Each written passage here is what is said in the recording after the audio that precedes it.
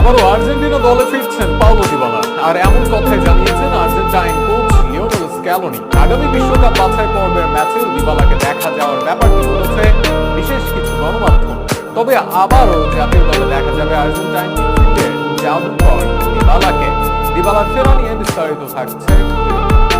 Club লেভেলে তিনি দলের সেরা পারফর্মার, যেখানেই যান সেখানেই মাঠ কাঁপান।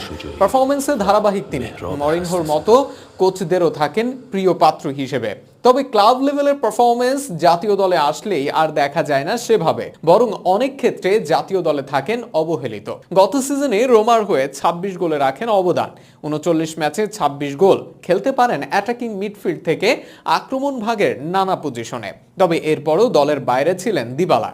আর্জেন্টাইন কোচ লিওনেল স্ক্যালোনির বিবেচনায় ছিলেন না এই মিডফিল্ডার, ফলে কোপা আমেরিকা দলে জায়গা হয়নি পাওলো দিবালার।